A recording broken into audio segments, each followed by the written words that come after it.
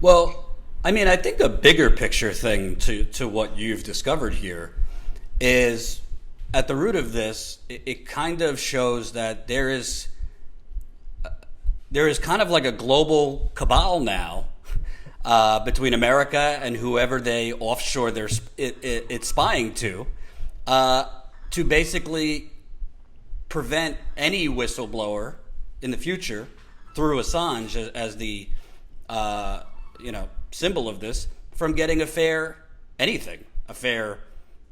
trial, a fair extradition, a fair anything. I mean, we have to remember the embassy pulling him out of there was a violation of international law because he had protection through that embassy. So it seems to me what Pompeo and the Trump administration are trying to do through basically donors and offshoring to private global contractors is providing a chilling threat to whistleblowers that if you speak out, you're never going to get a fair hearing going forward, and you will suffer the fate that Julian Assange is now suffering. Yeah, that's an excellent point. I mean, I pointed to Mike Pompeo's first address as CIA director, the most paranoid, resentful speech ever given by a CIA director, which was completely directed at WikiLeaks and Julian Assange himself.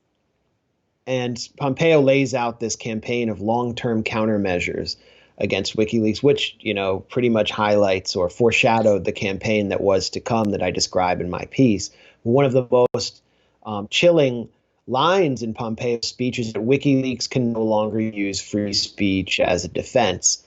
He's actually trying to explode the First Amendment through this case in order to prevent whistleblowers or any threats to U.S. national security as it's understood by draconian authoritarians like him from coming to bear, from coming to fruition. And that means no free speech protections are allowed for whistleblowers anymore if Julian Assange is extradited and put on trial and convicted in the U.S. That's it. It's over. And the other thing this case shows is that it's not just whistleblowers who are being targeted here. It's anyone associated with them. Any loose association with whistleblowers can lead to people including journalists, having their phones open, their personal information stolen, and even themselves being arrested. And that's why I pointed to the case of Ola Bini, who, if you're watching this and you haven't heard of him, we have some, just search at our site, thegrayzone.com, search his name, and we have several articles about him.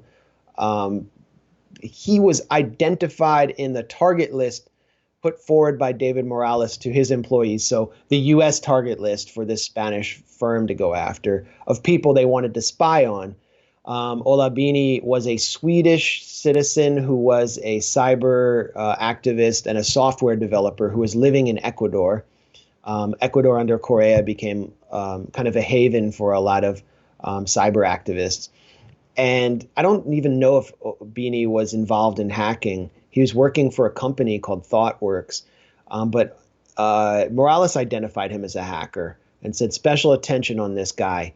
On April 11th, when Julian Assange was arrested, Ola Bini was arrested in Ecuador, which had come under the control of a pro-U.S. government that was desperate for an IMF loan under, Lenin Moreno.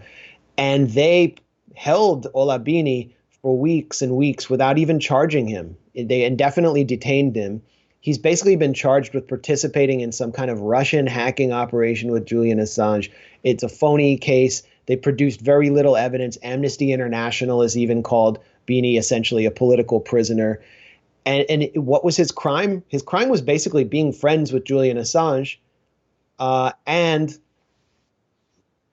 they helped together reveal corruption of Lenin Moreno.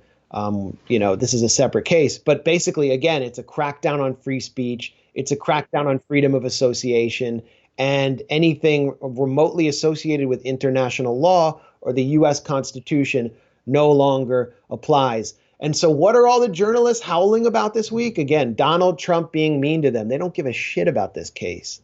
And I know this isn't your story, but on the topic of Pompeo, I wanted your thoughts. I mean, I don't know. They fired the State Department Inspector General. Trump did. I guess the original reports was the Inspector General was looking into Pompeo having aides do his laundry and stupid stuff like that. Yeah. But now it's coming out that apparently this Inspector General is looking into, Pompeo's Saudi arms deals. What do you know about that? Well, I don't know anything about any Saudi arms deals, although that appears completely in keeping with the way that Pompeo has abused his office. I mean, you can just look at his activities, look at his itinerary, listen to his speeches since the pandemic hit the U.S., and he's basically exploiting the opportunity to advance his own personal and ideological agenda, which is basically regime change and propping up these kind of propping up the monarchy in Saudi Arabia, bonding himself closer to Israel, advancing the new Cold War against China. All of a kind of a laundry list of hardline hawkish initiatives. And what did Pompeo? Where was he recently? Most recently, he was in Israel.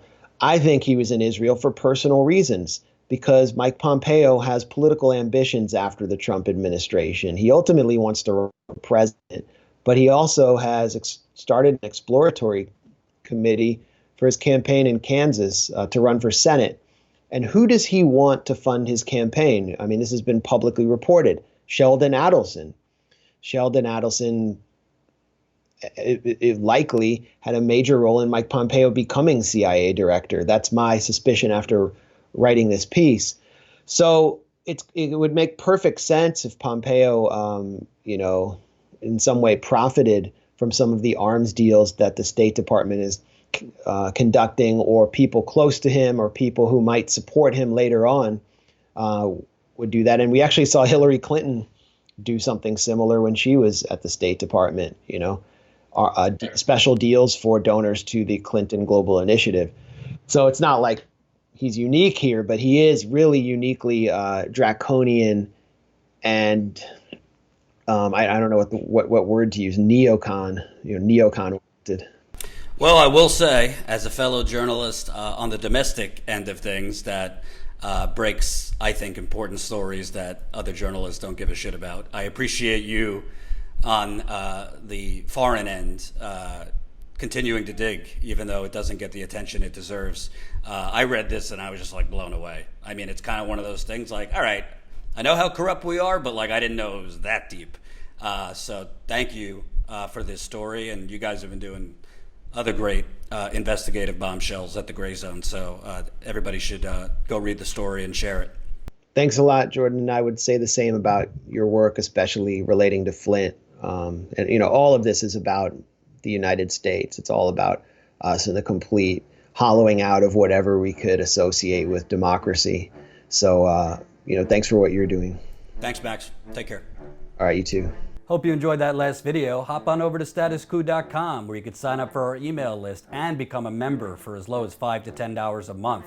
Membership is how we grow. That's statuscoup.com/join. And remember, join our email list so we can grow the revolution with you.